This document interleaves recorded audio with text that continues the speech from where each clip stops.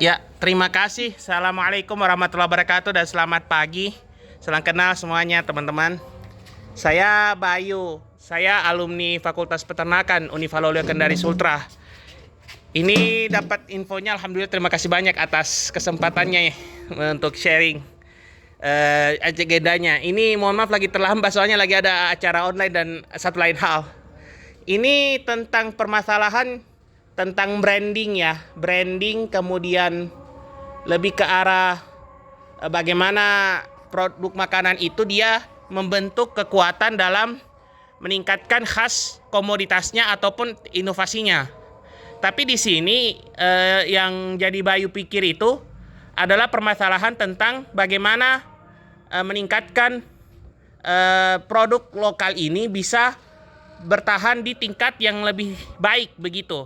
Walaupun memang tidak semua jenis usaha bisa bertahan hanya karena faktor yang disebabkan oleh permasalahan tentang internal bisnis. Tapi kalau secara filosofinya produk tersebut harus dipertahankan, tetapi bagaimana supaya tidak bosan. Nah, pernah beberapa kali itu kalau kita melihat daripada usaha sejenis kayak ayam geprek, kayak pizza, semua pizza, kemudian ada sei sapi ya, ada beberapa sedikit sei sapi yang dijual. Sementara yang inovasi lain itu kan, yang paling banyak itu kan, kalau misalnya ice cream itu kan banyak pakai penstabil. Penstabilnya itu masih agar semua itu secara umum, tapi belum pernah ada yang risetnya itu menggantikan ataupun substitut ataupun modifikasi. Sama juga dengan milk marinade itu masih belum ada ya, belum sharing lah pokoknya ke hadapan konsumen. Itu kira-kira bagaimanakah kriteria yang bisa kita lakukan untuk bisa mempertahankan agar ide bisnis kita itu dibandingkan apakah dari inovasi teknik pengolahannya ataupun produk luarnya ataupun sejarahnya ataupun hasilnya itu dia lebih lebih concern dibandingkan dengan usaha yang lain yang sejenis lah. Dan ini karena ada kebetulan dari himpunan mahasiswa ini internasional ya. Dari himpunan internasional ini cocok ke gastrodiplomasi ini. Hanya gastrodiplomasi itu dia tidak mementingkan kita punya produk lokal itu bisa berada di tingkat global, bisa di tingkat yang lebih tinggi, tapi ujung-ujungnya itu memang mendapat hasil yang berkualitas, tapi tetap kembali lagi ke persoalan usaha sejenis. Saya harus ada terbuka semua produk-produk yang kuliner yang sembunyi itu bisa kita curahkan, kita muntah ke depan untuk bisa memberikan dampak yang berkelanjutan bagi bangsa kita. Itu kira-kira itu seperti itu bagaimana menghubungkannya, apa saja hubungannya yang dapat kita rakit untuk mendukung gastrodiplomasi ini mudah menjalankan prinsip-prinsip, tujuan-tujuan dan fungsi daripada pengembangan produk yang berkelanjutan bagi kita semuanya. Demikian. Mohon maaf kalau saya ada salah-salah kata, saya ada yang kurang memahami. Mungkin tadi pertanyaannya terkait bagaimana kuliner-kuliner yang per hari ini yang bisa bilang kuliner-kuliner lokal itu tidak populer ya? Bukan tidak populer, belum ada yang inovasi begitu, sehingga perlu kita ada daya saingnya dengan usaha yang sejenis begitu. Bukan tidak populer usaha sejenisnya. Yang dimaksud adalah produk yang bisa dibilang produk-produk yang jarang dilirik gitu. Iya, yang belum pernah, apakah itu jarang dilirik atau belum pernah atau ada inovasi lain begitu yang bisa belum sejenis tapi ada inovasi lain begitu. Mohon maaf kalau mungkin ada sejenis itu lebih ke apakah teknik pengolahannya, hasil produknya, atau filosofinya begitu.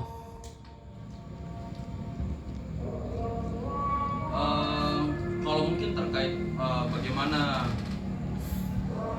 mempromosikan terkait produk-produk yang seperti itu, misalnya kayak produk-produk dalam berbahan dasar sagu dan dijual ke komersil dan lain-lain, dan bagaimana meningkatkan hal itu supaya dilirik oleh internasional atau dilirik oleh banyak orang.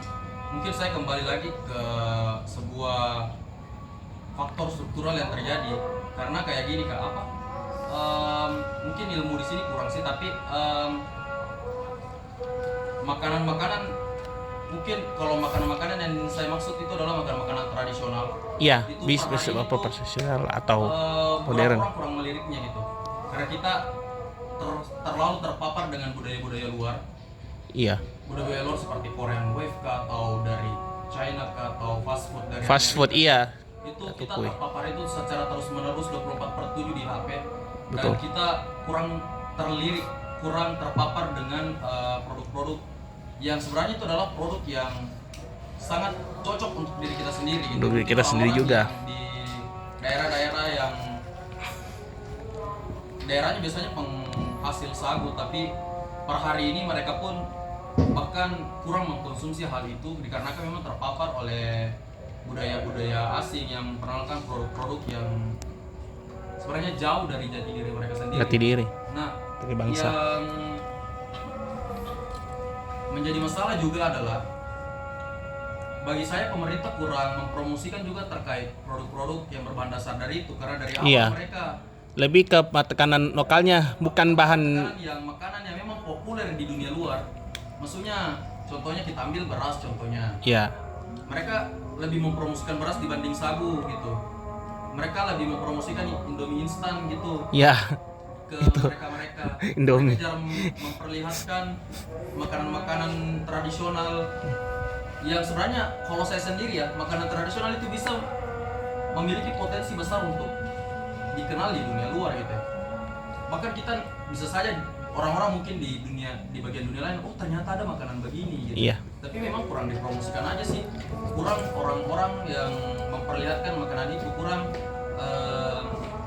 ruang-ruang untuk memperkenalkan makanan itu. Jadi kayak ruang-ruang seperti inilah yang mungkin bisa menjadi awal, Iya. titik awal untuk memperkenalkan makanan-makanan seperti ini ke luar gitu. Memang sebetulnya yang menjadi akar permasalahannya adalah orang-orang kurang mempromosikannya aja sih tentang makanan-makanan tradisional yang kita maksud ini. Dan utamanya tadi ya itu ya, kita mempromosikannya aja sih. Kalau mungkin terkait hal-hal pasar dan lain-lain mungkin kurang menjurus ke sana sayanya. ya. Jadi mungkin itu aja sih. Mungkin saya cuma bisa menjawab bagaimana masalahnya sih. Kalau mungkin solusi mungkin bisa kita diskusikan bersama. Nah, ini yang sangat tepat Zof ini. Yang mungkin dekat apa mirip Azov ini. Mungkin mirip Azov. Mirip apa? Azov. Kira Sudah. gitu. Maaf. Saya pikir mirip Azov ini. Minta maaf, Dek. Oke, oke. Nah, ini yang paling kita tetapkan di sini. Ada salah satu kabupaten ya yang biasa Bayu lewati, kebetulan bapaknya Bayu itu dosen pertanian, Dek. Dia itu kabupatennya kan ada di strategisnya di ibu kota ya, bukan bilang ibu kota, tapi kan secara kan kabupaten ya. Tetapi dia di kabupaten itu di strategisnya itu yang ke arah kantor pemerintahan itu banyak di situ terbangun yang namanya makanan cepat saji, Pizza Hut, kemudian Ricis. Itu yang banyak dibangun di situ. Nah, sehingga kabupaten ini kan bisa dikatakan terbangunlah metropolitannya, tetapi metropolitan ini mau kota atau kota atau desa, itu harus ada makanan tradisional yang mudah bisa memberikan dampak bermakna bagi masyarakat. Nah, itu yang perlu jadi jadi concern di situ. Nah, ini pertanyaannya, ini kalau misalnya nih antara kota atau kabupaten nih, itu kan metropolitan. Kalau misalnya ada kayak Ricis, kayak Pizza Hut, kayak McD, itu kalau mau diilustrasikan itu ada ininya ya, ada kerjasamanya bisa tersampai itu usaha franchise-nya sampai di kabupaten. Nah, pertanyaannya begini, kalau misalnya kita memikirkan metropolitan, tidak pikir kota atau desa, itu untuk menghasilkan pangan lokal yang bisa terakses mau di kota atau kabupaten dalam skala metropolitan itu, kira-kira itu pendekatan kritisnya seperti bagaimana yang bisa dihujah dalam mendukung bagaimana kondisi pangan bangsa kita dan pangan luar dan pangan lokal ini dia ada daya saingnya, sehingga unggulnya bagus, tapi pangan lokal tetap harus diutamakan selain pangan luar itu. Minimal kalau Bayu pikir lebih persentase tingginya lah makanan lokal, tapi makanan luar negeri atau fast food apa itu segala macam itu rendah begitu. Bisa 15 atau berapa gitu, 20%. Begitu, Dek. Sebenarnya perihal perekonomian antara fast food dengan makanan tradisional ini tuh bisa sebenarnya telisik lebih jauh ke belakang. Apakah kita mengenal pertukaran ekonomi seperti itu dari dulu? Saya rasa tidak, karena pasar tradisional yang bahkan ada satu wilayah, masih di wilayah Indonesia, itu tuh masih menerapkan sistem pertukaran. Jadi barter. Yes, barteran begitu. Jadi masyarakat pegunungan turun ke wilayah pesisir, terus wilayah pesisir juga kumpul di pasar itu. Jadi barteran wilayah makanan pegunungan dibarter dengan makanan yang di laut. Di laut. Masyarakat makanan darat juga barter dengan masyarakat pegunungan. Jadi kayak tidak ada pertukaran ekonomi di situ, tapi yang ada adalah barter makanan. Karena ya itu yang dibutuhkan, itu yang dibutuhkan masyarakat Indonesia. Kemudian kenapa ada promosi-promosi dan segala macam itu tuh bisa diperkaitan dengan siapa di balik promosi itu, gitu. Kalau misalnya kemarin-kemarin sebelum ada gadget dan segala macam kan kita ada HP ada HP. Ada televisi.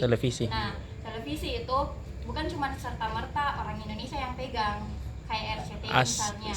RCTI itu Amerika yang pegang. Wah. Nah, sehingga kenapa kemudian kebanyak sekali iklan-iklan RCTI mengenai fast food dan segala macam, karena ya kebutuhan Amerika itu gitu. Dia mau kasih masuk makanan instan itu lewat promosi-promosi digital lewat situ, gitu. Terus kemudian dilihat nih sama anak-anak kecil. Wah, itu nugget. Ketingginan. Itu fenomena yang terjadi di keluargaku, di adikku, yang adikku tuh dia tidak mau makan tempe dia tidak mau makan tahu, dia cuma mau makan nugget. Kenapa? Karena promosi itu yang terus digencarkan di media digital ini. Di promosi itu melihat kalau misalnya anak kecil itu makannya nugget loh, anak kecil itu makannya ini tuh makanan seperti ini yang dimakan anak kecil. Nah, sehingga itu yang dikonsumsi oleh otaknya adikku. Nah, hasil dia minta nugget sih, terus olahan itu dia yang instan itu dia dimasakkan telur nggak mau, dimasakkan tahu nggak mau, karena itu yang dikonsumsi oleh kepalanya gitu. Jadi kayak kalau misalnya saya nggak bilang tidak ada nilai ekonominya. Makanan tradisional itu ada banget berpotensi sekali apalagi dengan kandungan gizi yang dimiliki itu berpotensi sekali Tetapi bagaimana promosinya itulah yang masih bersusah payah untuk lakukan gitu ya, karena tidak ada historis yang istilahnya privilege yang kita dapatkan dari orang-orang tua kita yang dulu. Ya, itu kalau soal SCTV saya nggak tahu. Saya ini RCTI bukan ada keinget yang RCTI, SCTV itu ada juga SCTV tapi dari luar negeri. Saya nggak tahu, Bayu nggak tahu apakah SCTV itu dipegang juga sama negara-negara luar atau karena paten SCTV yang Bayu nonton, Bayu biasa nonton jadul-jadul. Kalau dari tahun Bayu lahir 97 itu RCTI SCTV itu ada paten luar negerinya. baru kemudian ditular ke Indonesia begitu. Dulu SCTV awalnya kalau Bayu nonton itu dari Surabaya dulu, dan sekarang tahun 92 ya kalau tidak salah silap, Bayu itu sampai di Indonesia sudah menasional begitu. Oh, sorry guys, bukan RCTI tapi Indonesian Idol. Oh. Indonesian Idol itu kan punya RCTI. Jadi Fremantle. ya programnya Amerika toh, dari Amerika Got Talent dan segala macam. Iya. Itu kan programnya. Nah, dia sponsori ke RCTI. Nah, kemudian kenapa Iya, RCTI RCTI kan penyelenggara bukan sponsor. Sponsornya itu yang produk. Promosinya ke sana gitu. Nah, itu. Nah, ini kalau bicara lo kira SCTV, karena kalau kira RCTI punya pegang Amerika, ingat banget nih kalau Bayu nonton yang jadul SCTV. SCTV itu patennya dari luar dibawa ke Indonesia tahun 90, kemudian nonton awalnya di stasiun dipancarkan dari Surabaya dan menasional tahun 1993. Nah, ini kalau yang bicara soal, mohon maaf, persoalan tentang psikologi makanan, inilah yang ini jadi perhatian juga nih, bagaimana menumbuhkan edukasi gizi dengan lebih banyak kita konsumsi lokal tanpa dia tergusur sama barat. Artinya apa? Kita semua bisa makan lah, mau makan lokal, mau makan fast food, mau makan apapun tidak masalah, tetapi yang jadi khawatirnya jangan sampai makanan lokalnya tergusur oleh itu. Nah, kita juga ya ini Bayu juga yang keinginan mau di sana, nah jangan sampai juga. Untuk alhamdulillahnya dari berbagai agenda-agenda yang Bayu ikuti, untunglah Bayu mungkin belum bisa mengikuti industri-industri yang sudah berkembang. Coba kalau industri yang sudah berkembang Bayu alami, jangan sampai nanti Bayu bisa mohon maaf, Bayu bisa kasihan gusur ini lokal baru. Kan ini kan ada top down, dia ada ininya kalau Bayu silap itu top downnya itu kan ada koordinasi. Bagaimana kalau kita menanamkan lokal di dalam fast food itu, tetapi dia harus ada kandungan lokalnya. Dengan tujuan fast foodnya itu ada, tapi lokalnya itu lebih diperjuangkan. Produknya itu dia bisa dimodifikasi. Jangan sampai mohon maaf, modifikasi produk, tapi yang lebih banyak itu bisa gizinya tidak tercerna, ada yang tercerna tidak unstable begitu. Ya jadi bagaimana begitu kalau jadi ini mohon arahannya, kalau minta tolong kalau soal tentang literasi gizi ini secara umum ya, yang sudah pengalaman lah pokoknya. Dengan adanya literasi gizi yang apakah bukan hanya orang gizi ya, yang orang-orang yang sudah terbiasa membaca buku itu jadi agak ada kondisinya bahwa kita bisa mengaplikasikan itu. Itu, Dek. Saya ingin berkomentar sedikit mungkin terkait dengan pertanyaan-pertanyaan sebelumnya ya. Bagaimana fast food itu bisa melampaui makanan-makanan yang mungkin bisa dibilang gak instan gitu untuk didapatkan. Jadi in this system, Iya, sistem. Jadi in this system yang bisnis. Banyak korporasi yang pekerjaannya di dalam itu dituntut untuk serba cepat. Tentunya pilihan mereka cuma satu gitu. Mereka butuh makanan instan, cepat dan kenyang. Di sanalah fast food berfungsi gitu ya. Sedangkan makanan-makanan yang mungkin makanan tradisional atau makanan-makanan lokal itu nggak bisa tiba-tiba langsung jadi. Atau ada proses manajemen produksi. Dalam waktu 5 menit selesai jadi. Sulap. Kita saja makan di warung tradisional, warung Indomie, warung Mika atau warung Warmindo yang enggak fast food, itu butuh waktu 30 menit sampai beberapa pun, yang bisa jadi tuh akan mengambil waktu mereka terlalu lama gitu, sehingga butuh hal yang cepat. Terus kita perlu melihat bagaimana orientasinya perusahaan fast food ini. Perusahaan fast food ini itu adalah korporasi neolib. Mereka hanya peduli untuk mendapatkan keuntungan sebanyak-banyaknya. Jadi hal yang mereka lagi tidak, ya mereka tetap memikirkan tentang kualitas produknya, tetapi di sisi lain mereka akan memikirkan bagaimana supaya apa yang mereka ingin jual itu didapatkan oleh khalayak banyak gitu, terproduksi massal gitu, dan juga banyak orang yang akan melirik hal itu. Karena mereka memang orientasinya ya mendapatkan sebanyak-banyaknya pelanggan gitu. Nah, baru orientasi kita yang UMKM atau orang-orang yang menjual makanan tradisional itu bukan untuk mendapatkan uang sebanyak-banyaknya, mendapatkan mobil ini itu, mendapatkan pulau ini itu, balik dari Kepada itu. balik lagi orangnya. Ya terus, tapi UMKM itu memikirkan hidupnya untuk besok. Jadinya mereka akan bekerja semaksimal mungkin, tapi Berkah. betul-betul orientasinya betul-betul untuk cari uang, untuk nafkah besok hari. Mereka mungkin nggak akan Mengaplikasikan ilmu. terlalu melakukan promosi yang berlebihan hingga internasional dan lain-lain. Tapi yang dari pungkiri itu bisa saja terjadi ya. Tapi mereka lebih memikirkan bagaimana untuk hidup ke depannya gitu. Jadi mereka mungkin inovasi-inovasinya nggak terlalu banyak. Kalau dalam paradigma produksi itu namanya Fordisme. Mereka bisa kalau Fordisme itu kita bisa melihat bagaimana perusahaan-perusahaan fast food itu melakukan produksi massal dengan satu produk, tapi berkembang lagi dengan Neo-Fordisme. Jadi mereka tidak lagi memilih makanan yang kayak misalnya nugget. Mereka kalau di Fordisme mereka cuma melihat, oh aku mau makan nugget atau makan kapurung. Mau makan nugget atau kapurung. Tapi dengan adanya Neo-Fordisme, mereka tidak memilih lagi kapurung, tapi mereka memilih apakah saya mau makan McD atau KFC. Karena ada banyak jenisnya lagi. Jadi orang-orang akan mulai tidak melirik yang namanya perusahaan UMKM gitu. Usaha-usaha yang tidak berorientasi pada uang atau intinya memperkaya diri lah.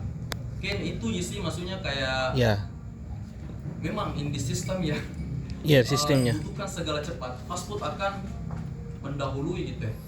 Tapi dengan kehadiran teman-teman seperti di ruang forum ini, kita lah yang bisa menghidupkan UMKM seperti itu. Ya. Makanan-makanan yang dulunya nggak terlalu dilirik. Bahkan saya baru tahu kalau ada apa namanya makanan itu? Sinonggi. Bahkan saya baru tahu kalau namanya sinonggi. Sinonggi itu dari Sultra. Iya, saya baru tahu gitu.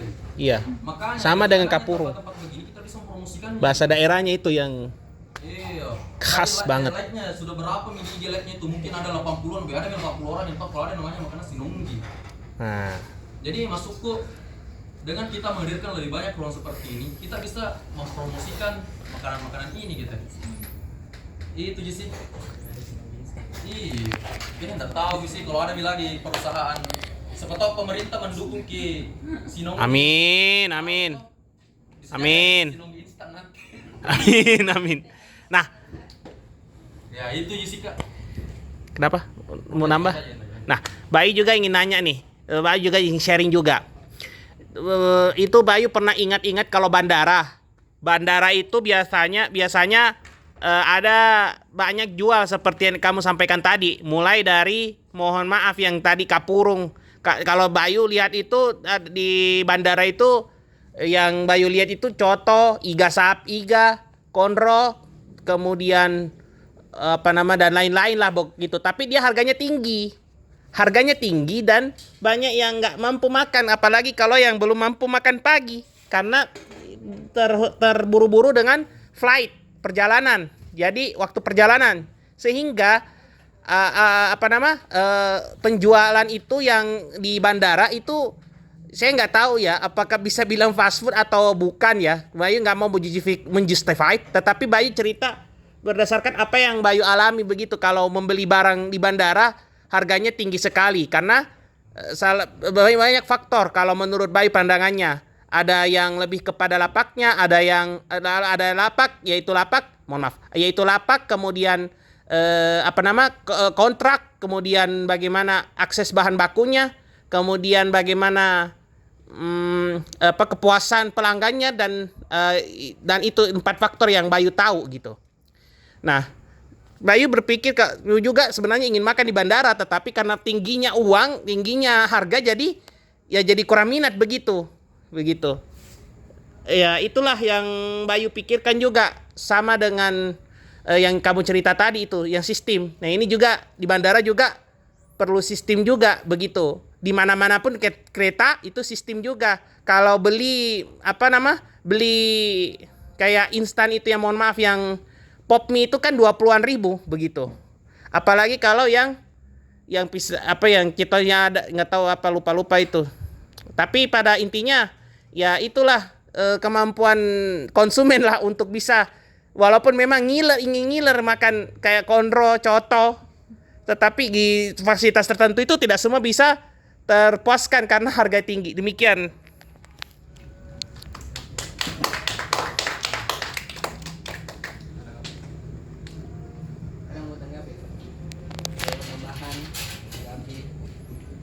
Kalau soal di bandara bawa bekal sih. Ya. Iya, bisa jadi juga target pasar. Pernah dulu ibu sambungnya Bayu itu pernah ingin bawa bekal karena tinggi sekali harga makanan di bandara. Karena pajaknya toh. Pajak. Lebih ke karena nggak tahu ya kalau bandara itu apakah pajaknya itu antara dua daerah atau salah satunya begitu. Keingat kayak Bandara Soekarno-Hatta yang sebenarnya itu Bandara Soekarno-Hatta kan Jakarta. Tetapi sebenarnya dia tersimpan di pajaknya Banten, bukan pajaknya DKJ. Jadi agak ada carut marut antara pajak kedua daerah karena ini strategis juga untuk akses transportasinya begitu dan juga usaha di sana begitu.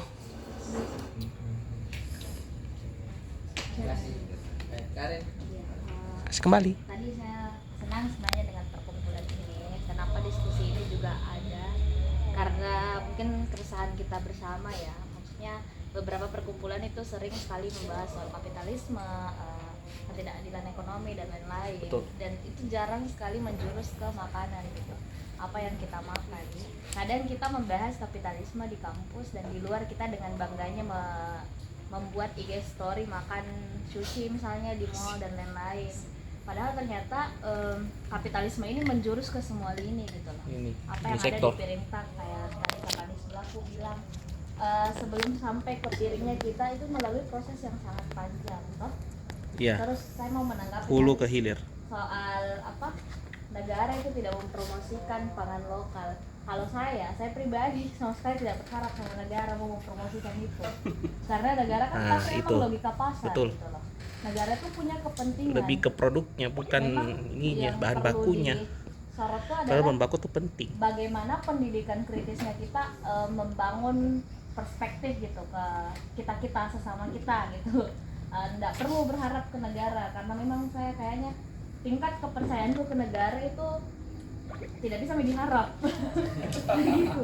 Mohon maaf karena aku bilang soal UMKM juga sekarang itu bank-bank lagi gencar-gencarnya tanda kutip pemberdayaan UMKM. Padahal yang mereka kejar itu sebenarnya adalah nasabah. Wow. Tapi dibungkus dengan memberdayakan UMKM, belanja di UMKM dan lain-lain. Wow. Tapi mereka membina UMKM itu supaya mereka pakai merchantnya bank itu. Supaya kalau dia lihat penghasilannya, bisa nih saya tawari pinjaman. Nah, ketika cukup nih penghasilannya ditawarilah pinjaman-pinjaman gitu ke bank. Jadi memang tujuannya bukan pemberdayaan UMKM, tapi mereka mau cari profit gitu. Dan iya, sekarang Korporasi bank itu lagi kembali. gencar-gencarnya bikin itu UMKM center. Terus iya soal itu lagi tadi soal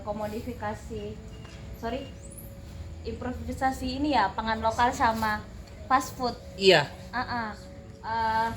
Saya juga tidak ada harapan sih sama pemerintah. Maksudku kita melihat MBG sekarang anggarannya berapa, ditekan berapa gitu. Sedangkan nilai gizi itu kan sulit mencapai angka Normal. yang seharusnya kalau dananya tuh juga ditekan. Nah, sedangkan kan di lapangan itu misalnya dananya 15.000 tapi diminta yang eksekutornya untuk press dananya sampai ke 6.000 saja per porsi.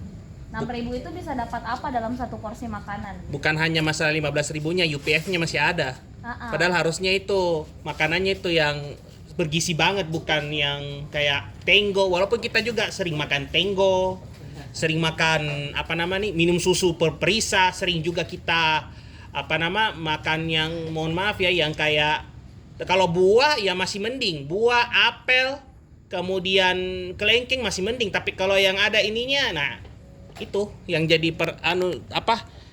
titik kendalanya di situ. Ya, lanjut. Betul.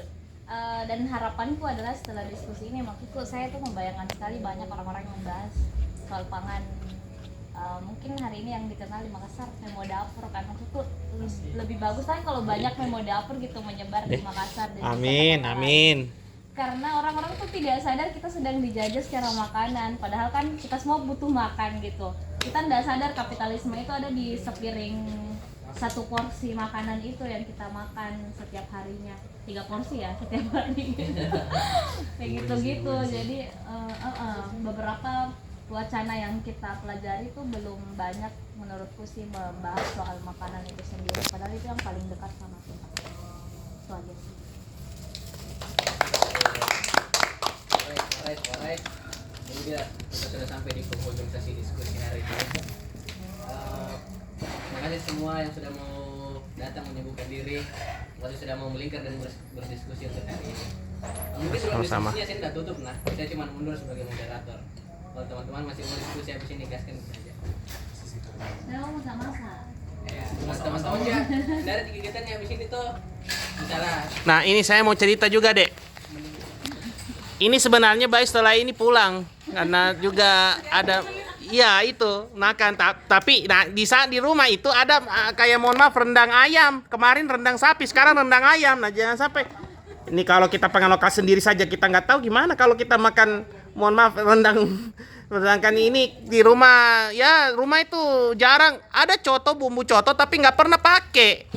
Lebih nggak tahu kakaknya Bayu juga karena sebenarnya Bayu ingin coba, cuma kalau nanti buat kan jangan sampai nanti tersinggung bilang kenapa kok habis, ya Allah, itu karena harus ada izin permit bilangnya, minta tolong bilang itu bisakah buat ini, tapi kan kakaknya Bayu itu di AS sibuk sekali di sana di AS Building AS. Iya, jadi tidak belum sempat banget deh untuk bisa mohon maaf untuk bisa buatkan makanan begitu. Untung libur ada ibunya Bayu dari Kendari datang, tapi asli di sini kan untuk liburan menjelang tahun baru juga jadi alhamdulillah ya begitulah kalau Bayu pulang ya makanya lokal tapi ya lain bukan di sini begitu. Demikian deh. Ini sekaligus clarified juga supaya nanti tidak ada yang tersinggung. Nanti bilang kenapa ini makan baru ke sinonggi baru aku makan yang lain begitu. Kebetulan Bayu pernah makan sinonggi ya. Tapi berapa kali kesempatan itu teman-teman anaknya Bayu, anak-anak itu makan sinonggi juga enak banget. Apalagi sama ikan itu bagus banget begitu. Enak sekali, ya. Terima kasih. Ya, terima kasih kembali. Semuanya. Terima kasih dari saya. Terima kasih sudah mau sibuk. Sampai jumpa. Terima kasih. Kasih kembali.